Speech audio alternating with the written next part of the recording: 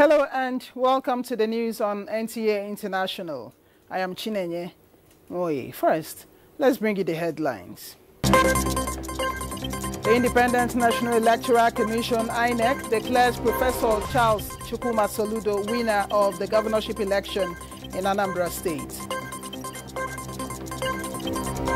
NDLEA Special Operation Unit arrests wanted drug lord after months of intelligence and surveillance.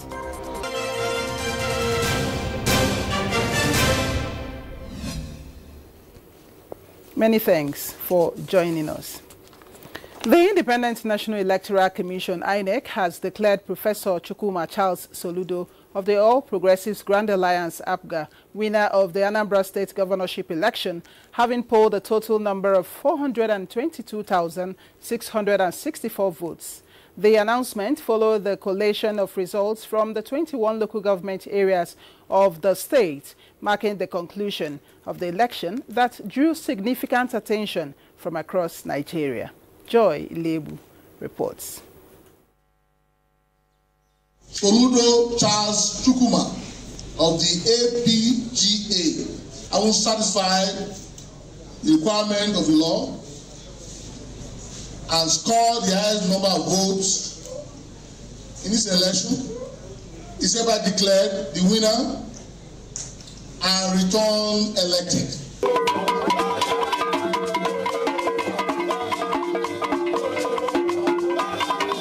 Governor Soludo says his re-election is an evidence of his visionary leadership.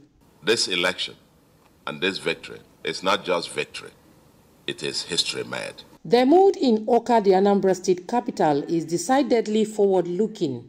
One thing I will tell Soludo is this: the expectation is higher than even before his first election. I'm happy because I see it as a reward for hard work. Meanwhile, the APC candidate Prince Nicholas Ukachukwu says he is not satisfied with the process and alleges fraud. We're still collecting, information and then results and what has transpired in different places.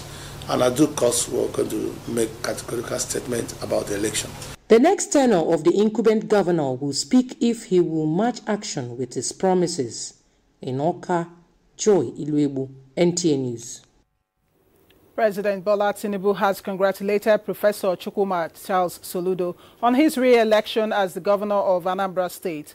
The overwhelming victory he recorded in Saturday's poll, the president said, has now made him the third governor in the state's political history to win a second term. He commended the people of Anambra State, the security agencies, and the Independent National Electoral Commission, INEC, on the peaceful and successful conduct of the governorship election. In a statement signed by the president, describes Professor Soludo's re-election as a testament to his visionary leadership and the significant progress the state has made under his guidance. He commended Governor Soludo for bringing discipline, grace, brilliance, and a fresh perspective to governance in Anambra. Under him, Anambra is living up to its motto as the light of the nation. He urged Governor Soludo to be magnanimous in victory and to seek the cooperation of his opponents in the just concluded elections. He assured the governor of his unwavering support, saying he looks forward to continued collaboration between Anambra and the federal government.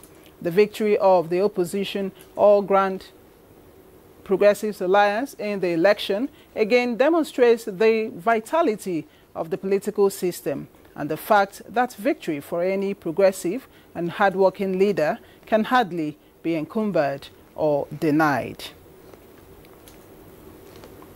Vice President Kashim Shettima has returned to Abuja after leading Nigeria's delegation to the United Nations Climate Change Conference, COP30, in Belém, Brazil, where the country reaffirmed its global climate leadership and commitment to a green transition.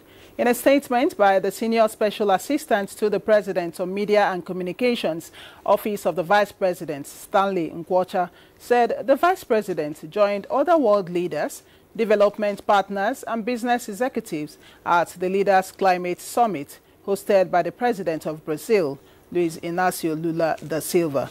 During the summit, Vice President Kashim Shettima represented President Bola Tinubu and delivered Nigeria's statement titled The Rational Soul of Nature, calling on world leaders to recognize the economic value of nature and to channel significant finance towards protecting and restoring it through predictable, equitable and accessible funding mechanisms.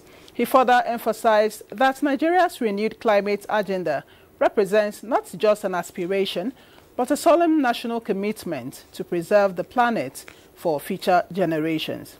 On the sidelines of the summit, Vice President Kashim Shettima held bilateral meetings on carbon market cooperation aimed at unlocking between $2.5 billion and $3 billion annually in carbon finance for Nigeria over the next decade to support the country's transition to a low-carbon economy. And up next is a global update with breaking stories. Hello and welcome to Global Update. I am Comfort Fashim. Tens of thousands in Dakar have engaged in a demonstration organized by Senegal's ruling party, the African Patriots of Senegal for Work, Ethics and Fraternity, PASTEF. Addressing the crowd, Prime Minister Ousmane Sonko promised to tackle the country's economic woes by reducing the level of corruption, especially the illicit funds in politics. Let's hear from Francis Udojo. Il faut qu'on neutralise. Senegal's Prime Minister Ousmane Sonko called on citizens to brace for sacrifices as the nation aims for economic recovery within 2 to 3 years. Elected in 2024 alongside President Bassirou Diomaye Faye, both campaigned on promises to reduce debt and revive growth, citing mismanagement under the previous administration of Macky Sall. Senegal is battling to stabilize its finances, facing a significant budget deficit of 14% of GDP and public debt estimated at a staggering 132% of GDP at the end of last year. To address the crisis, the government has recently implemented new taxes on tobacco, alcohol, gambling and digital money transfers, a move impacting many citizens. Sonko also announced cuts in government spending, including suspensions of vehicle purchases, official travel, and workshops. Francis Udojo, NT News. Now, after Tanzania's October 29th election, the number of arrests increased. Those who were detained are now appearing in court in Dar es Salaam. Their lawyer stated that more than 250 individuals are facing treason charges. Ilyas Yakubu has the details. Following violent election protests in Tanzania, a court charged over 200 people with treason.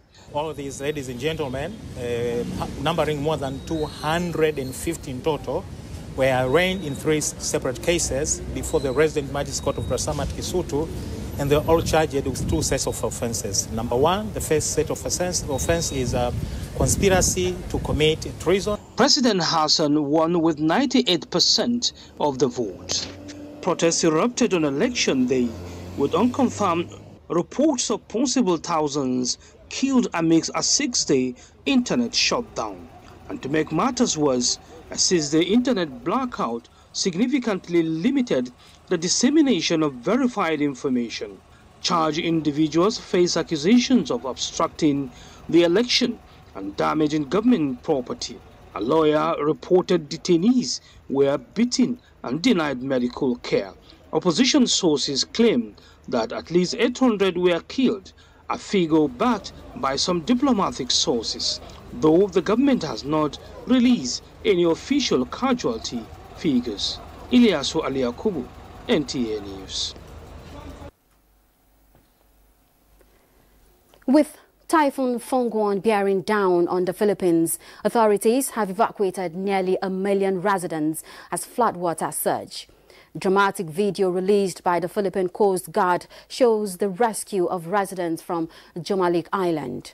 The super typhoon, stretching across much of the archipelago, is currently packing winds of 185 kilometers per hour near its center as of 0300 hours GMT. The super typhoon, following closely on the heels of another devastating storm, is predicted to make landfall in Aurora province between 8 o'clock p.m. and 11 o'clock p.m. local time. According to state weather forecasters Charmaine Varia, with a radius nearly covering the entire Philippines, Fongguang is set to unleash strong wind and heavy rains over large parts of the archipelago, which recently suffered over 220 fatalities from Typhoon Kalmagi. In preparation, schools and government offices will be closed on Monday across Luzon, including the capital, Manila, where nearly 300 flights have been cancelled. On Sunday, members of Iraqi security forces and internally displaced individuals took part in early voting ahead of the upcoming parliamentary elections. Polling began at 0400 hours GMT for the armed forces, who make up to 1.3 million of the over 21 million eligible voters and will be on duty to provide security on election day, according to the Iraqi news agency. More than 26,500 internally displaced people are also eligible for early voting. Scheduled for November 11th, these elections mark the sixth since the 2003 U.S.-led invasion that ended Saddam Hussein's rule. And over 7,740 candidates, with nearly one-third being women, are competing for the 329 parliamentary seats. And that is it on Global Updates. I am Comfort Fashion. Many thanks, Comfort. I'm back here in Nigeria. Operatives of a Special Operations Unit of the National Drug Law Enforcement Agency, NDLEA, at the Murtala Mohammed International Airport, Ikeja, Lagos, have arrested a wanted drug lord after months of intelligence and surveillance on him and his criminal drug activities. Sawa Khalil Ibrahim reports that 2 elderly citizens were also arrested on drug-related offenses. The 40-year-old drug kingpin is alleged to have been initially arrested and charged for drug offenses in the United Kingdom, but jumped bail and escaped to Nigeria to set up a massive clandestine laboratory in the Lekki area of Lagos State for an illegal production of Colorado, a deadly synthetic cannabis and other illicit substances.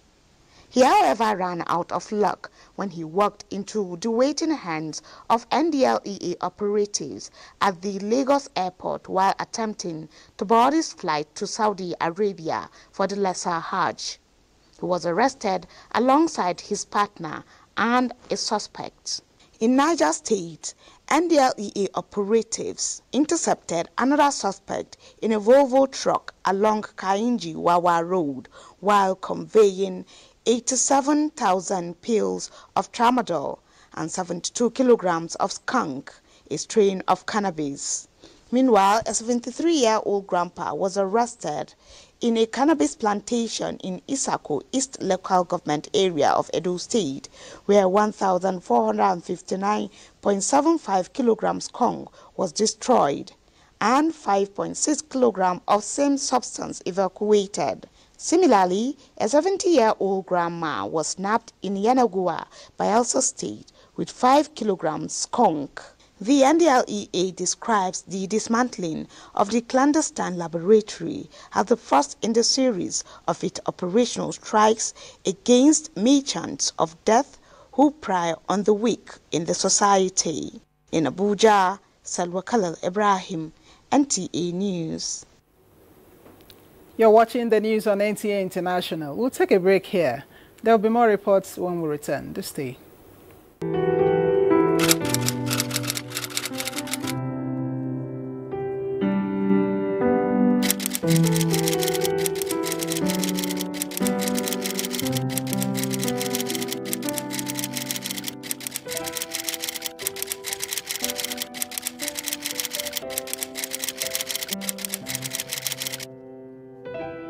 Constitutionally, every Nigerian is guaranteed the right to freedom of faith, meaning that whether you are Muslim or you are Christian, you are free to practice your faith in our country. But you also have to see the activities of government, what government has done, especially in the last 2 years. Of course, successive governments have tried. In the last 2 years, there has been a renewed focus. Renewed attention has been put to ensure that Nigeria becomes safe. But it's also wrong to characterize Nigeria as a country that does not tolerate religious freedom. It's also wrong to say that everywhere is not safe in Nigeria. Nigeria is indeed, a safe country. The government of Nigeria is working hard to ensure protection of lives and properties, and also ensuring that people go about their businesses. You have to recognize that there is a massive drive by government to ensure that Nigeria is ultimately safe for everyone.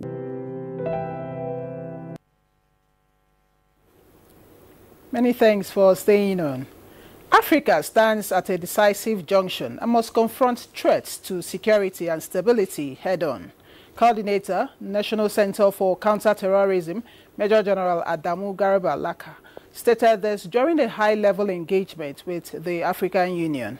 He stressed that no nation is safe until every nation is secure, underscoring the need for collective responsibility in tackling terrorism and violent extremism across the continent. It stands at a decisive juncture in its security trajectory. The threats we face are transnational, asymmetric, and constantly evolving. Instability in one country inevitably spills across borders, affecting trade, migration, and human security. For this reason, no nation is safe until every nation in our region is secure. This position was reinforced by Ambassador Bankole Adeoye, the AU Commissioner for Political Affairs, Peace and Security, who emphasized that continental cooperation is the only way to safeguard Africa's future. As an African Union Center of Excellence, for you to be able to walk across the various 5 regions of our continent, making sure that the bad guys do not control our sovereignty. And we, as the African Union, we are ready. The terrorists cannot take over our continent, and we cannot afford any inch of space for them. The federal government has promised to ensure the speedy completion of the Abuja-Kano highway and expressed concern over the rising cases of vandalism and misuse of newly constructed and ongoing road projects. Minister of State for Works, Bello Muhammad Goronyo, issued the warning during an inspection of the ongoing Abuja-Kaduna-Zaria-Kano road project. Usman Zuberu reports. The ongoing construction of the Abuja-Kaduna-Kano Expressway, which spans about 418 kilometers, the project is a vital transportation artery that connects the Federal Capital Territory to over 12 states. This vital corridor is a major link within the nation's socio-economic zones. However, there are reports of individuals destroying the road section, removing safety railings, particularly along the Jaji Bridge corridor in Kaduna State. Minister of State for Works Bello Goronyo, while on the inspection, condemned what he described as an act of sabotage and carelessness, as government has invested huge resources on this project and they must be protected for the benefit of all. To call on the community leaders, please caution their words. Try as much as possible to keep this road in good condition because of the huge investments, the huge funds that have been allocated to this project. Speaking on the progress work on the Abuja-Kaduna-Zaria-Kano Expressway, Bello Goronyo noted that the improved section of the route have enhanced travel safety and reduced insecurity. The Abuja-Kaduna section is being constructed entirely with the rigid concrete pavement, while the Kano exit, including the completed 6.6-kilometer airport route, uses asphalt. Affirming the federal government determination to complete the Abuja-Kaduna-Zaria Expressway within the record time, the minister described it as one of the President Tinubu flagship projects aimed at strengthening economic integration. Mr. President has directed that we should plant trees here, we should put CCTV cameras and solar lights all the way to make it more conducive and more safer for travelers. Senior project manager for Infuse International, Robert Turner, stated the company's commitment to meeting the government deadline. Usman Zubero, NTA News. The Executive Director and Chief Executive Officer of the National Primary Healthcare Development Agency, NPHCDA, Dr. Muyi Aina, in collaboration with the Governor of Kogi State, has commissioned 80 revitalized primary healthcare facilities and handed over essential medical equipment and commodities to the Kogi State government to enhance healthcare delivery. The revitalized facilities, upgraded under the World Bank-supported Impact Project in partnership with the NPHCDA, are aimed at expanding access to quality, affordable and reliable primary health care services across the state. Following the commissioning, Dr. Aino formally handed over a consignment of medical equipment and essential commodities to the state government for distribution to PHC facilities. This handover underscores the federal government's commitment to strengthening state health systems and improving health outcomes for citizens. I thank Mr. President for all he's doing at this very material time in terms of health, in terms of education, by giving us student loan, in terms of fighting insecurity, in terms of agriculture, in terms of human capital development, in terms of making us to believe in ourselves. We continue to show up for the health of Kogites, and I dare say we have never had it this good, Your Excellency. You are an embodiment of a real translation of President Bola Ahmed Tinubu's vision of high-quality, equitable access to primary health care that people can trust. Executive Director, accompanied by Governor Ododo, also commissioned and inspected the newly completed Model Primary Health Care Center at Old Market Road, Lokoja, describing it as a standard for patient-centered quality health care delivery. Delivery room, neonatal intensive care unit, and maternity-side laboratory, further boosting maternal and child health services in the state. In a renewed effort to tackle unemployment and promote self-reliance among young people, 160 youths from Kafin Hausa local government area have successfully completed a 5-week vocational training program in various trades. Mohammed Musa Askira reports that the initiative aligns with the Jigawa state government's vision of reducing poverty by 10% annually. The 5-week intensive training covered diverse skills areas including ICT and digital literacy, catering, leatherworks, handset repairs, solar installation, tailoring, welding, plumbing and task making, all designed to equip the beneficiaries with practical income-generating skills. At the closing ceremony, the beneficiaries received empowerment tools such as sewing machines, refrigerators, ovens, laptop computers, plumbing kits and tile-making equipment, among others, to enable them start their own businesses immediately.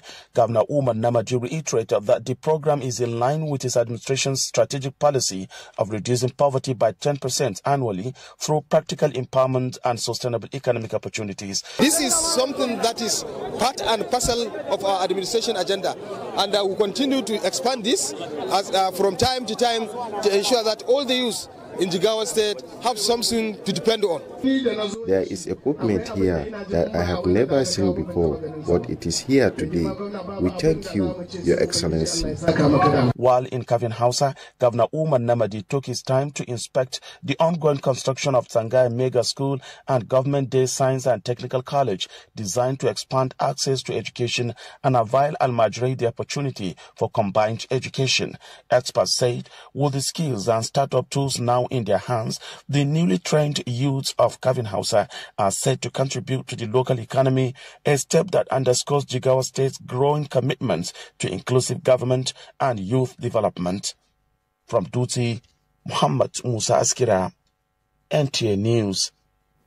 About 250 operators of micro, small and medium-scale enterprises from across Ogun State have undergone a 3-day intensive training in various vocations to boost their businesses. Hakim Jimo reports that the training, an NMSME Straight Fair, was facilitated by the senator representing Ogun West Senatorial District, Solomon Olamileko Adiola.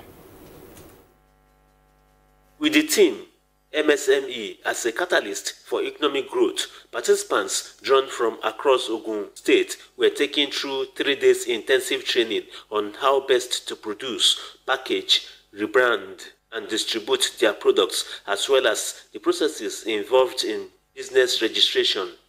They are grateful to their benefactor, Senator Solomon Olamilekan Adiola, for adding quality values to their businesses. Very appreciative for what they've done, because they've tried for everything. I will tell others when this type of something happens, they should try to participate. To make sure that we save part of our revenue after the expenses, we should not consume everything that comes to us.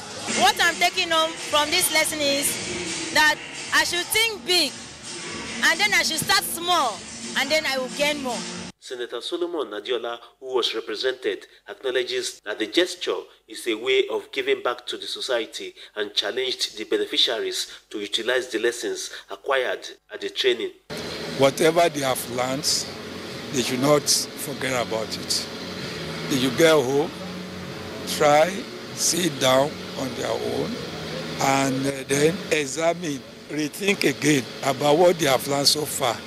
And then they should be able to fashion way how all these things will benefit them. To showcase what we have in Ogun West and how we can synergize to promote their various produce, so that the world will know what they are actually doing around here, and how we can see the interaction between them and the various government agencies, how they can benefit in terms of value addition. For them to be able to let people see the impact of the government in them, they have to do what? Keep moving and make sure their company or their